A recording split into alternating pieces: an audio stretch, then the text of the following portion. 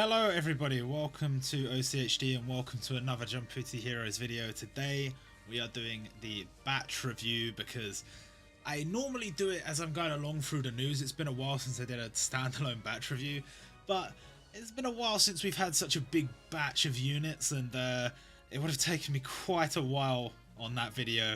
Would have been a very long video if I went through all of them. And it was just in general taking me a while to catch up on everything. Some of the videos are a little bit late, some of the news post stuff was a little bit late, but we're here now. Everything's translated for now, as much as I can, and we could talk about the new units. The obvious place to start off is Giotto, Vongola Primo, a unit I was excited for when I thought he was a limited, but when I found out he was a Muso, oh boy, that was quite a big reveal from them. And I mean, the sprite is sensational. The sprite is absolutely gorgeous, But we're here to talk more specifically about the skills today, and this is definitely the longest passive ability we've ever seen. The character count on the when they show it in game, they had to elongate the panel so much just to show it all, which is pretty crazy. And well, I mean, you can see how much space is taken up here. That's absurd. But we'll talk about the passive in a bit, because that is really the main selling point of his ability. But let's start off with his ultimate attack. We'll go with level 6, just to avoid people using jewels, although if you pull a Muso, you probably should use jewels on them. If you've gone to the effort of pulling on this ridiculous banner, if this character is not worth using your jewels on, who is? You know, who is? So he can remove one attack down debuff from himself, inflict 450% damage to one enemy, and for 3 turns boost this unit's ultimate attack by 2%. That's a very small buff, but it does go up to 10% at max level, so be fair. And for 3 turns, boost the normal attack damage of yellow team members by 15%. So, a bit of a buff there for your team members with the normal attack damage boost. That's good. You're going to get a good stack on that over 3 turns. The attack down is very nice for, well, for a few different things, but it's good in PvP because it's just one less thing you have to deal with if you're removing the attack down. The ultimate attack damage boost is negligible, and the damage is about the same as, you know, it's the same as all the other limiteds coming out. It's about what you'd expect. But let's talk about the real thing we're here for, which is his passive ability, a brand new ability in the game, called Skill Bubble Charge Up. Is part of his passive, and we'll explain that as we go through. So reduce freeze damage received for this unit by 6,000, which is really good for level 6. You don't need to go any higher to get that above 6,000. So any free stage, this guy is going to be very good. Boost the ultimate attack damage of yellow team members by 2%. That goes up to 8%. That is a passive unconditional buff. So that is very strong. And this unit's bubbles become charged up. The skill bubbles, that is. Their base damage is boosted by 10%, and their blast radius is boosted by 1 for every turn that passes after they've been placed on the board. Maximum of 3 turns. So the maximum charge is 3 stages. It starts off at 0, and then after 1 turn goes to 1, after 2 turns goes to 2, and of course after 3 turns goes to 3. Beyond that, it will stay at 3. And the charged up skill bubble, let's say you put a normal skill bubble on the board 100%, well, by the time you get it fully charged, it will be 130%, and the skill bubble will have increased by 3 stages, which I believe is the maximum you can increase the blast radius of a skill bubble. It's huge. It takes up like so much of the board. And you also get an additional buff when you use a charged up skill bubble. It boosts the attack of this unit by 24% and charges your legend summon gauge by 8%. So very strong. This is a very strong ability. Now, the question a lot of people have with these Muso characters is like, is it worth it? You gotta remember, this is 24,000 rubies we're talking about, 32 multis, and granted, you have a chance to pull other stuff on the way. But you've got to remember, the rates of the limiteds are quite low. The gacha pool is only going to go up to like the standard gacha pool, so like 2020 units, no 2021. I don't know, there's a lot to consider here. I do feel strongly that when you pull for Musos, it should really be for characters that you really want, because they're always going to introduce a new ability. Well, not always, but so far it seems like what they're trying to do is introduce new abilities for these characters and then introduce weaker versions of that abilities when they give it to like limiteds and whatever. And he is strong, don't get me wrong. I mean, we haven't even talked about the buddy skill yet, but as a front line he's going to be very, very strong. But I think if you're not a fan of Katekyo Hitman Reborn and therefore don't really care about this unit, and you've already got like a lot of strong yellow units, it might be worth it just to not pull.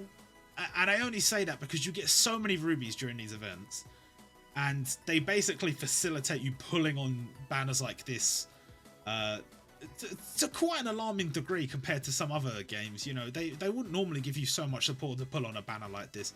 Maybe like a Dokkan will give you that many like Dragon Stones or whatever, but Dokkan doesn't really do guarantees the same way Jumputi does. So I do feel like if you wanted to go for him, it wouldn't be too bad. It wouldn't be too hard to go for him, because they do help you out a lot over the course of the event. If you're willing to diligently save throughout this event, you're going to get very close even if you started off with not that many rubies.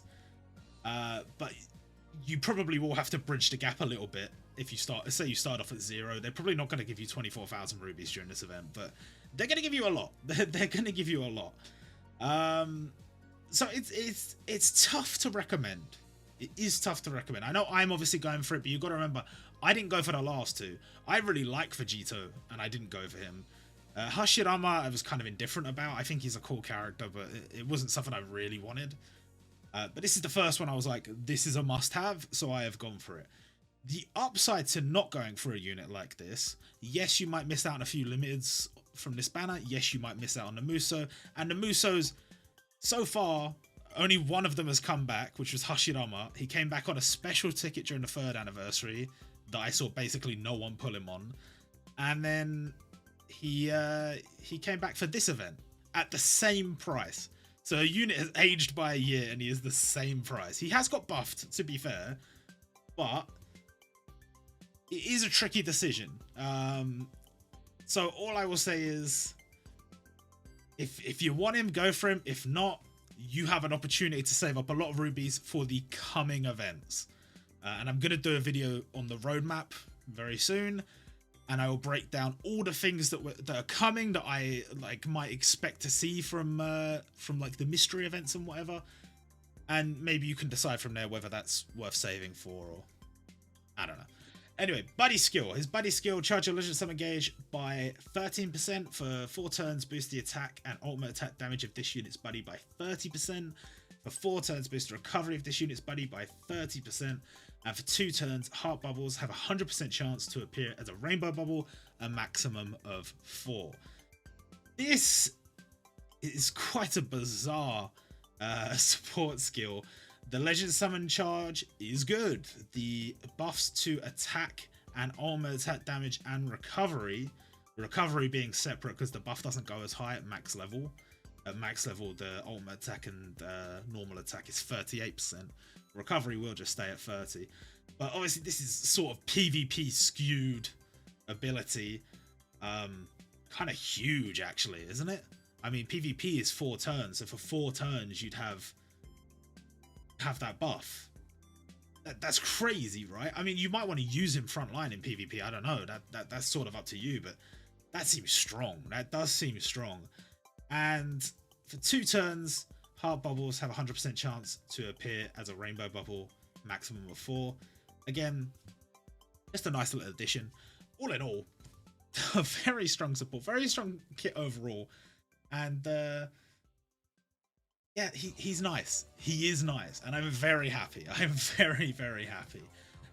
Moving on to, we'll just do it in order. We'll just go to Suna next. So this is Sawada Tsunayoshi, the free version. We've got a free version finally, and let's look at that the Pure Flames costume, which looks very, very nice. This, I mean, I said before I was hoping that we would get free-to-play units of a lot of protagonists this year, because I think that is a great way to get people to play your game. It's yes, you can pull them from the gacha. Yes, there are limited versions and whatever, but you can also get one for free. You just go play this event and you can get one for free, and I think that's awesome. And this is from the moment where well, I mean, it's the exact moment we said in the predictions video. So shout out to me for being spot on. And let's talk about his kit, because this is also quite delightful. His ultimate attack inflict 311% damage to one enemy, and for one turn weaken all enemies by 33%. Obviously we'll be using the level 12 skills here because he's a free-to-play unit. That is strong. That is a strong ability, and very nice. It's a very nice front line. The passive, reduce bomb damage received for this unit by 2,880, and when your HP is 75% or less, boost this unit's attack by 16%. Now, bombs are not that common. However, they've specifically built this Tsuna's kit so that A, his front line is very strong, his ultimate attack is very strong to be used as general purpose, and his resistance, while bombs are not that common, it specifically helps you beat Kira. This is going to be good for Kira's stage, and he's not the only unit that's going to be good for Kira's stage in this batch. You also get an additional ultimate attack damage boost of 14% and normal attack damage boost of 10% from luck skills when your HP is 70% or less. He's going to be decent, very decent, and I have elected to make him my first limit break 30 character. Obviously they increased the amount you can limit break characters by during this event. It's gone up to 30. It's quite expensive, but I have done it sooner as my first level 30 limit break character, and yeah, I mean, I think it's worth it. I mean, he's got one of those like front lines that's going to see a lot of use as like a general purpose blue leader, so very cool. And then the buddy skill, reduce the number of turns of buddy skill for blue and red team members by 2, charge your legend summon gauge by 15%. So quite a simple support. There's no like extra bubble manipulation or anything like that you quite often do see. But reducing buddy skill by 2 for 2 different types is very nice.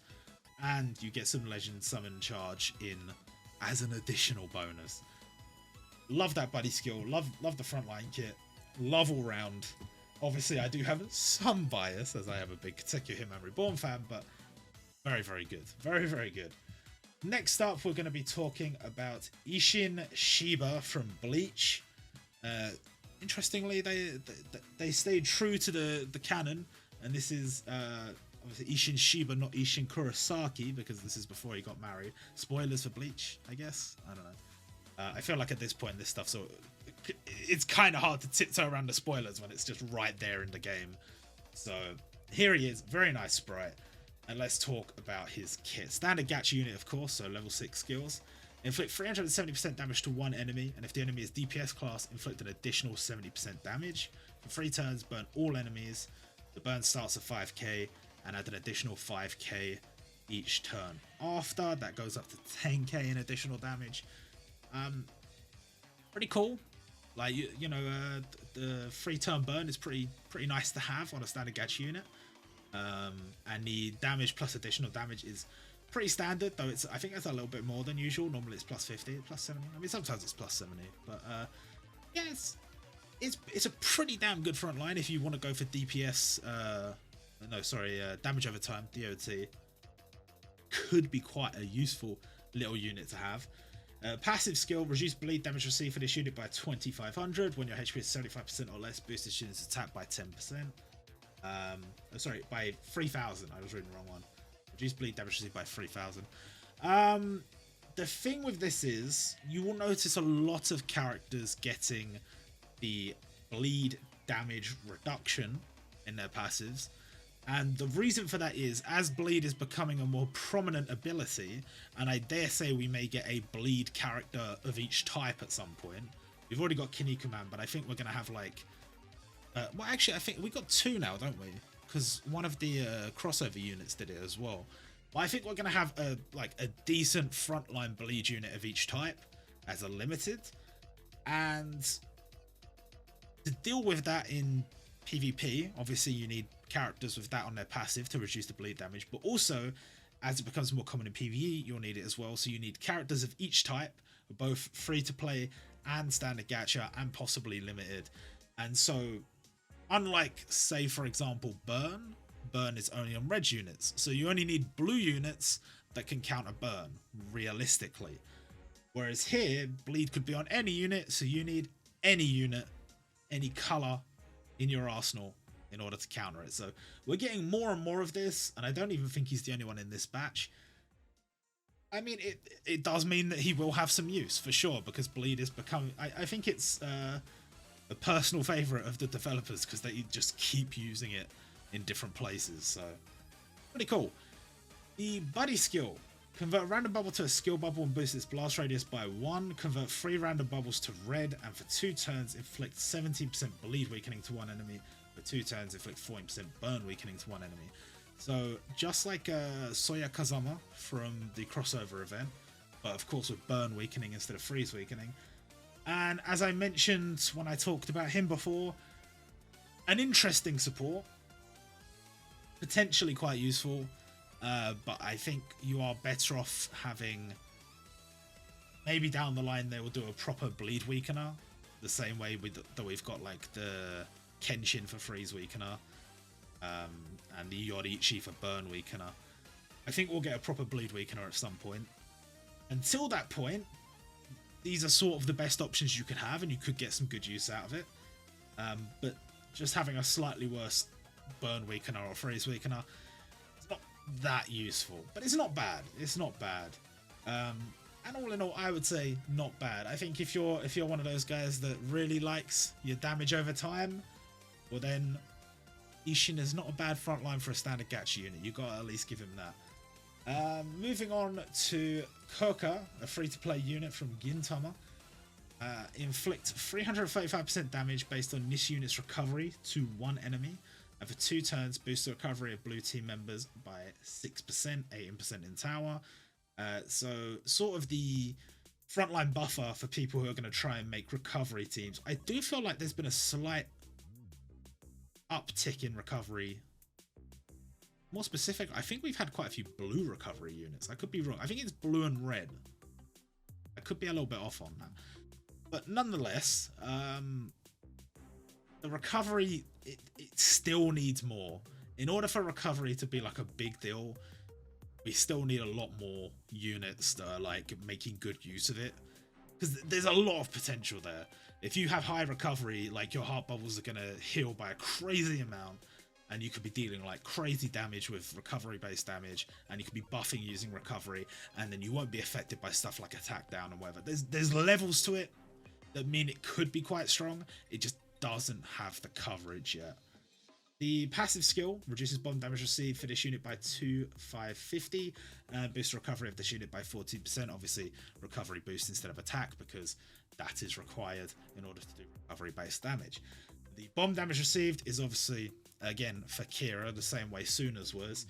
I think they're kind of setting it up so that you can almost have an entirely free-to-play frontline to deal with, like, Kira. Probably not his catastrophe stage.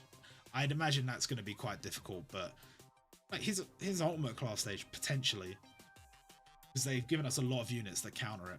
And then her luck skill is actually quite nice because you get a 10% recovery boost that is unconditional. Not bad at all. And the buddy skill, convert 3 blue bubbles to rainbow. Have I been reading level 6 skills again? Level 12, right? Convert 3 blue bubbles to rainbow, recover 5,800 HP, and reduce the number of turns of guard on all enemies by 1%. We like these guard reducers. I think we get 2 during this event, and we've had a few in the past.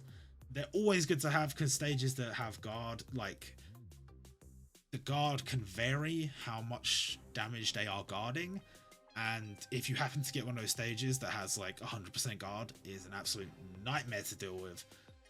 You have to build a team that specifically has units that pierce through the guard, or you can just use a support like this.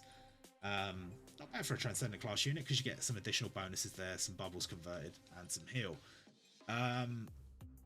Sorry to the Gintama fans, by the way, because I have since read some little bits of this story. I'm not particularly into Gintama, people know this, but I've read bits of the story that were required to find skill names and pages and stuff for Umibozu and Kouka, and well, whether Kouka should have been a transcendent class or not, I would say is sort of up for debate because she doesn't feature that heavily, whether she is an important character or not.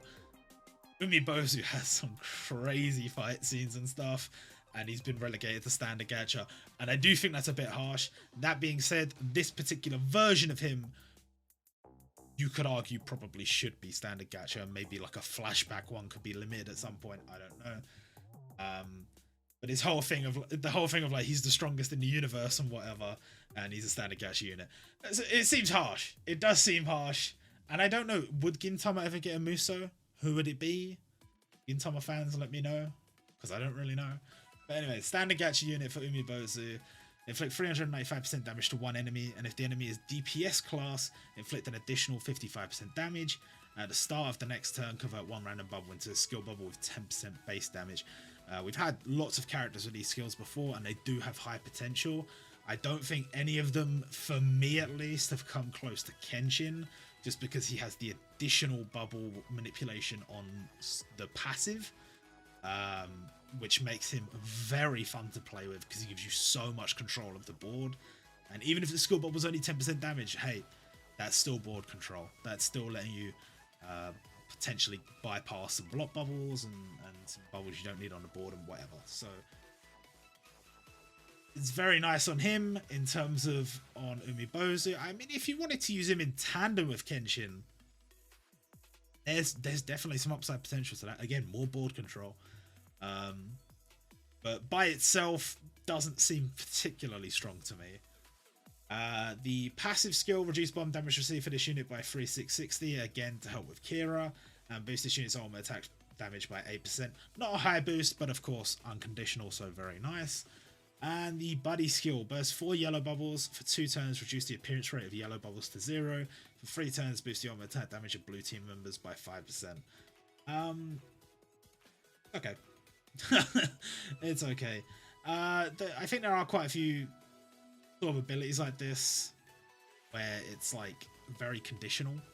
Like there will definitely be times where you don't want yellow bubbles on the board, and this reduces it to 0 for 2 turns, so you will not have any for 2 turns. So that's pretty good. I mean, any stages where they like absorb all the yellow bubbles and hit you for a crazy amount of damage, they're not going to do nothing to you if you've got this ability. So in terms of how often you'd use it, I mean, you could use it in other situations, granted, but I don't think it's a high priority skill to have. But in those niche times when you need no yellow bubbles to be on the board, pretty good, pretty damn good. All in all, he's an okay unit. He is an okay unit. You definitely could get some use out of him. I will give them that a little. I just realized I skipped a unit. I just realized I skipped Kanae because she came up before Giotto. So let's go back and do the final standard gacha unit, Kanae Kocho from Kimetsu no Yaiba.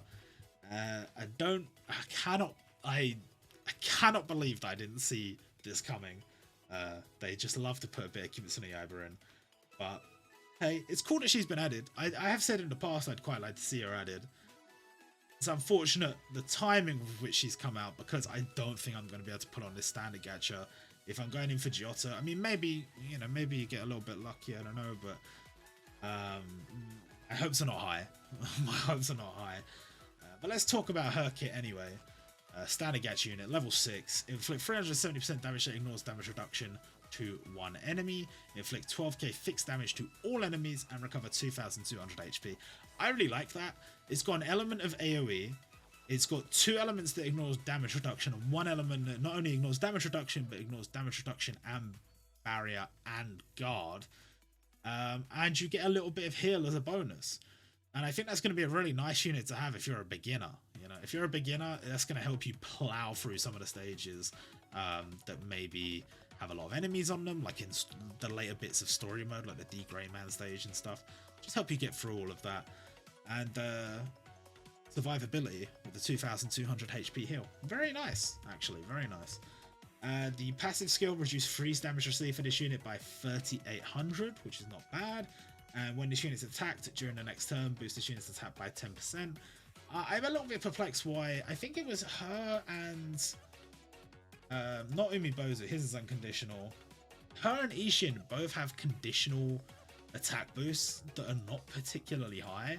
So I don't know if they felt that the kit was good enough that they couldn't justify giving an unconditional buff. Maybe that's the case. Or maybe it's one of those things where, you know, Bleach is getting an event in like a month. Maybe Kimetsu no Yaiba is going to have an event at some point, and they're going to get buffs to remove those restrictions at some point. But they're just putting that in initially. That could be the case. A little bit odd for me. A little bit perplexing. And then the buddy skill, convert 6 green bubbles to yellow, convert 4 red bubbles to heart, reduce the number of turns of curse for yellow team members by 2, and for 2 turns, at the end of each turn, recover 1200 HP. It's a nice support. I mean, it gives you some good bubbles. It gives you curse reduction by 2. I would argue that of all the types, yellow already has the best coverage on curse, but still nice nonetheless. And a little bit of heal on top of that. It's not bad. It's definitely not bad. It will definitely see some use on curse stages, but I don't think it's adding that much new. That it's just an upgraded version of skills that already exist. So it's nice. It's definitely nice to have, but not a major selling point to me, at least. The front line I quite like though. I think it is a nice kit though. All in all, she does have quite a nice kit. In terms of the standard gacha, should you go in on it? I'm always a little bit wary when they have the free standard gacha units, but there's like no set featured, and you have to just go in, and there's no ticket pack either. You know, I saw a few people going in for 1 or 2 specific characters and getting screwed over and spending a lot of rubies, and I just don't like that situation. You know, I just really don't like it, so can't recommend it too highly. But if you like those characters, and I mean, I said this in the news video, they've definitely made an effort to make the standard gacha and limiteds for a very popular series in order to counteract the fact that maybe Katekyo Hitman Reborn is not the most popular series. It's quite popular, but not in the realms of your One Pieces and whatnot. And so they've kind of said, okay, we'll make him the Muso because he fits the best for Muso, but we'll make everything else really popular characters so we still get our money. And so that standard gacha, I know a lot of people have gone in on. Whether you should or not, that's going to come down to you. But all of the units definitely have some redeeming qualities, so you're not doing too badly. Next up, we've got Corazon with his Corazon costume. Very nice. And this is actually the first you'll be seeing of this. I've made some slight tweaks so that we can add the max level skills when we get the previews, when we don't have all the skill levels, so that hopefully the database can be up to date a little bit sooner and not look all wonky like it did before. Like the skills come up properly and they look like this, which I really like. So very good. The ultimate attack, unfortunately these are all max level, of course, because we don't know all the skill levels just yet as of recording this, but we'll just go with max level.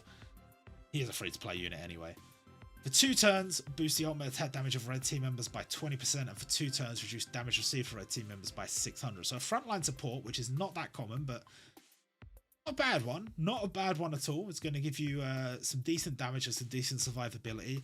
He's one of those units that you can kind of throw in, and you know that even if the enemy is going to give you like attack down, or the enemy is just going to cause you problems by not letting you make skill bubbles and whatever, if you could just get 1 skill bubble off of him, he's going to buff the other team members. So it is good in that regard. His passive ability is reducing bleed damage received by 2550, and when you connect 4 or more bubbles with this unit at the end of the turn, recover 1550. Not bad. Not bad. Again, bleed damage coming through as it seems to do quite often now. And the luck skills, another set of unconditional luck skills, which we like, gives you an additional 200 damage reduction for red team members and 3% ultimate attack damage boost for red team members, which goes nicely with the ultimate attack. Strong. I think he is quite strong for a free-to-play unit. Quite a nice little set of skills. Might have some issues with effectiveness on some stages. Sometimes frontline supports can not really work out for you, but I'd be interested to experiment with him. As I always say with these frontline supports, I'd be interested to experiment with him. Then the body skill, convert 3 green bubbles to rainbow, reduce the number of turns of guard on all enemies by 1, and for 2 turns reduce damage received for all team members by 1,220. So again, guard reducer, very nice to have in the arsenal. The bubble conversion is quite nice, and the damage reduction is quite nice. All team members as well. I always like that when they make it all team members and they make the bubble conversion to rainbow, so that even though he's a red unit, you can use that on any stage where there's going to be guard. Not bad for a free-to-play unit. Not bad. I don't think his front line has as much upside potential as Suna's does, because Suna's got the weakening aspect. But very cool. Very cool. Then we will talk about Trafalgar Law. As I mentioned before, this is max skill level because we don't have access to his level 6 skills right now, so you're just going to have to imagine these are a little bit weaker. The front line inflicts 500% damage, and for 2 turns boost this unit's attack by 20%. For 2 turns when this unit is attacked, recover 3000 HP, 14k in tower. I quite like that, like, when this unit is attacked, recover HP. That's quite a cool aspect to his skills. I've voiced my disappointments on the fact that this law and the other law that we got a standard gacha, like, sprites are so similar. All they've done is put the hood up, and there's a feeling of like, can you justify making this one a limited if you only made that one a standard gacha unit? And I mean, Dressrosa Law should be a limited. I agree, but do we need 2 Dressrosa Laws? And then does this one need to be limited? Couldn't the other one have been limited? There's a lot to talk about, and I'm sure there'll be another, like, maybe Raidon Onigashima limited law at some point. And I'm sure we'll get another standard gacha law in Shabondi Archipelago, maybe. There's opportunity for all these things to come in the future, I'm sure. They love One Piece, so what happened? But the ultimate attack is good. The ultimate attack is pretty strong. He's going to be a little bit of a hitter because he's boosting his own attack. And I like the heal thing.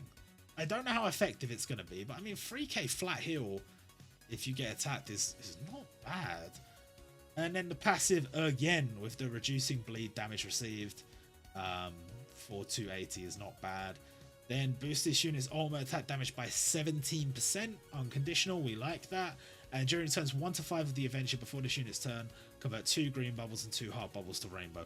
I really like that, and I think, you know, I'm a bit of a sucker for the bubble conversion on passive. Not the ones where it's just like 1 bubble or whatever, but the ones where it's like, if you're using this one, you're going to have a lot of control of the board. I like that. Board control makes me feel safe. It makes me feel safe when I'm playing a stage. So he's nice. He is a very nice unit. His buddy skill, convert a random bubble to a skill bubble with 140% base damage, convert the top row and bottom row of the board, excluding skill bubbles and block bubbles, to red, and for 4 turns boost the attack and recovery of red team members by 7%. So the buff is not substantial, but of course the justification for that is, say you're using this in, again, PvP or PvE, it doesn't matter, but PvP is good because PvP is 4 turns long. You're going to get that buff for 4 turns of attack and recovery. Even if it is a small amount, that's going to be in addition to all the other buffs you have, and it's going to go for the duration of the battle, which is cool. Then you have massive board control, taking the top and bottom row and turning them to red, and then putting a skill bubble in there as well. It's a strong buddy skill. It is definitely a strong buddy skill, and he's a strong unit. I think all of the units in this have some very nice redeeming qualities to them. So you do like Trafalgar Law. Should you summon on him? Well, why not? Why not? Next up, we have Masaki Kurosaki from Bleach. I've got to say that sprite is very good. And I know her role in the story is quite small, even though she is a big actor in the event. And I know I said this already about Kouka. I said Kouka probably could have it's like debatable whether she should have been transcendent or not. I would say the same for Masaki. And that sprite is so good. It is so good. So I'm very disappointed that this is not a transcendent class event, as I am quite a big Bleach fan, but it is what it is. And let's talk about her kit. Inflicts 350% damage that ignores damage reduction to one enemy. A very simple front line. Very simple. Passive, reduce 3 damage received for this unit by 2400 and boost this unit by 90%. So not bad. Unconditional boost and is going to be good for 3 stages. Luck skill requires you to connect to 3 bubbles or more with this unit, and you will get an additional 12% attack boost and 10% normal attack damage boost. So that's okay. That's pretty standard for Transcendence, I think. The front line in general is very basic. Like, it might be good for 3 stages, granted, but other than that, there's very little going on here. This reminds me of how Transcendent class units used to be a little while ago. Like there's not a lot going on. And the buddy skill, even less going on. Just convert 9 bubbles to yellow. 9 blue bubbles, that is. And only upside is it is a 3-turn cooldown. So it's very quick. And it does convert quite a large number of bubbles. So it's not bad. It is by no means bad, but it's very simple. So I don't know. I don't see many people using her as a front line at all. That support, there's definitely going to be stages where it's useful, but there's also going to be stages where I just don't care. So kind of bizarre to me, but there you go. And another Transcendent class event, we have the Demon Slayer Corpse's Young Poisonous Fangs, Shinobu Kocho. What a name. What an unbelievably long name. Now, our version 2 Shinobu, I did say at one point that I do believe we are going to get at least 2 versions of every member of the Killers from Kimetsu no Yaiba. Just because that's how it seems to be going. That's the direction we seem to be going in. At least 2 of each. Potentially 3 for some of them. Maybe 3 for all of them at some point. I don't know. But this is our free-to-play version of Shinobu. This is our 3rd blue Transcendent class Kimetsu no Yaiba unit in free ensemble events. So that's crazy. And I think this is the 4th one total, because we've also got Kaigaku. Oh wait, no, is he yellow? His stage is blue though, right? Yeah, I think he's yellow. Is there another blue one? It doesn't matter. It really doesn't matter. The point is, lovely sprite, a lovely little story. I'd like to point out that this mini story in the anime it's a bit longer. In the manga, it's 7 pages long. This is not the most egregious thing they've done, of course. We still have the limited Muzan that was not even 1 chapter. So, okay, yeah, sure, making that into a limited is a bit of a stretch. And this is at least a nice little story that they've adapted. It's pretty cool. Incidentally, something we noticed while translating the skills, something that was pointed out to me by Yon in the Discord, they've actually sampled some of these quotes from one of the novels. So not actually from the manga. See, this buddy skill here is from the novels. And it's talking about how Shinobu and Kanae joined the Demon Slayer Corps through Himejima. So a little bit of a surprise there.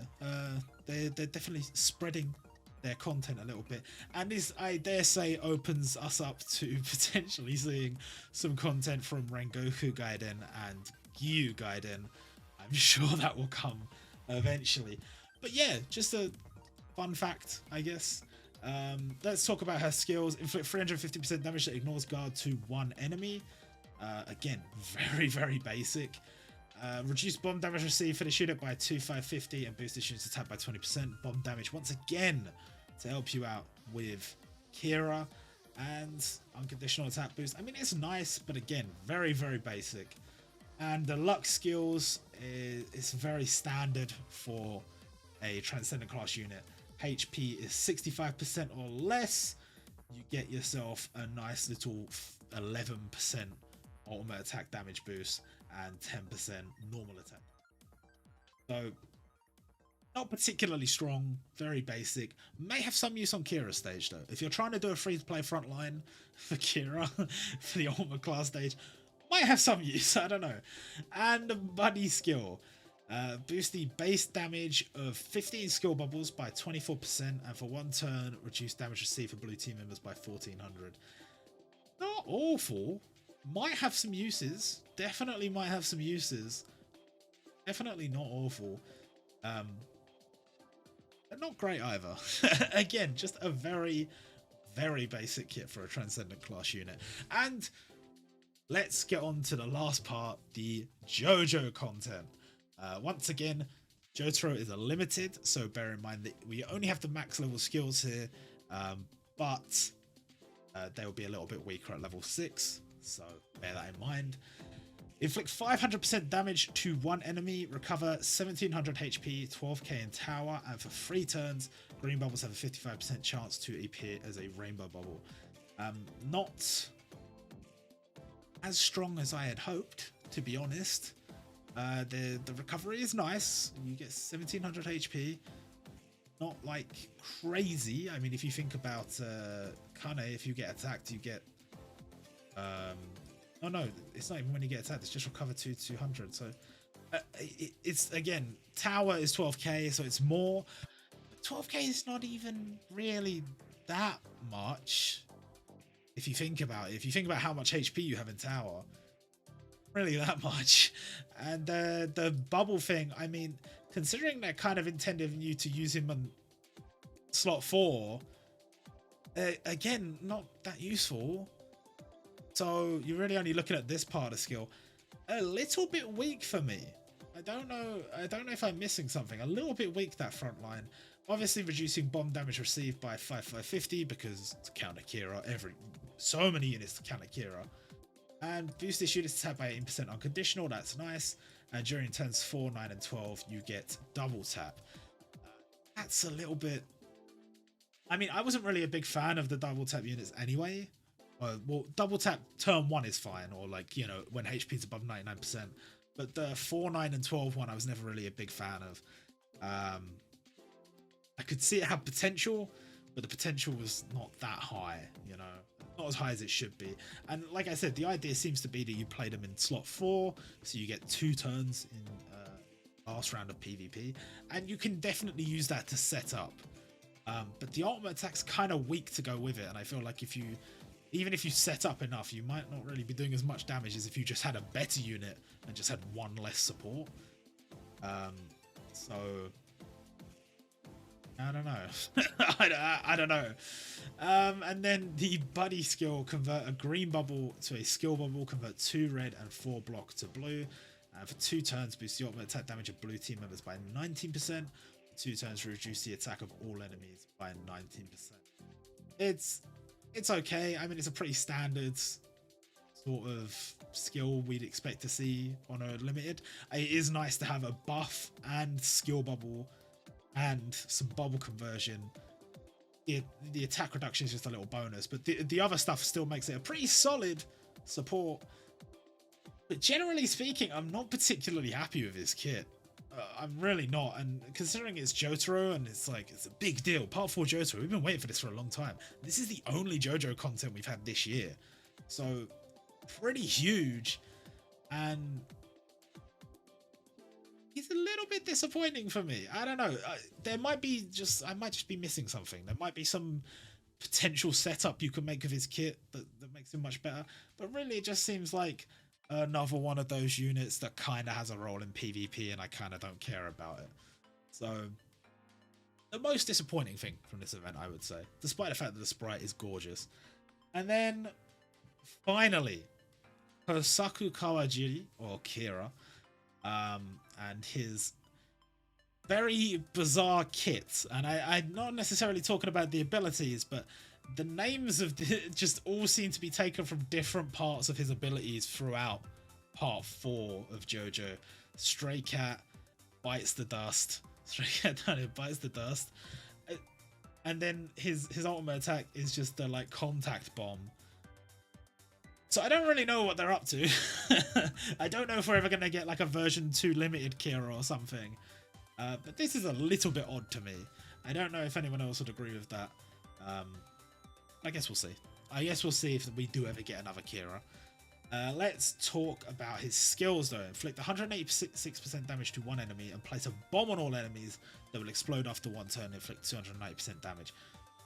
Quite strong, quite interesting, obviously. It's a little bit of a weird balance because the 186% damage is just standard damage, but the bomb damage will be fixed damage. So it will bypass other stuff like barriers and guard and whatever. So that's cool. Then we have the passive ability, reduce poison damage received for this unit by 2600. Poison is super uncommon, so sure, yeah, that's whatever. Boost this unit's attack by 19%. Conditional, that's not bad. His luck skills require your HP to be 35% or more, and you get a 15% attack boost, 10% normal attack damage boost, pretty standard. And the buddy skill converts 6 green bubbles to yellow. For one turn, reduce the appearance rate of green bubbles to 0. And for one turn, reduce damage received from red team members by 1500. Not bad. All in all, his kit is not bad. The thing that interests me the most is the bombs. I think that there's some potential with him being a frontline bomb unit. But all in all, I don't know if this is unjustified. Out of everything here, the thing I'm most surprised about is that I'm quite disappointed in the JoJo units. Like, they don't do a lot for me. Like, they don't seem like units that if I had them, I would be using them a lot. That's a little bit of a shame, but it is what it is. And then we have one more thing to review, which is the Legend Summon. I forgot about this. One moment. The Legend Summon we have from Naruto, the Karura, which is Gaara's mother. We have the Legend Summon for that.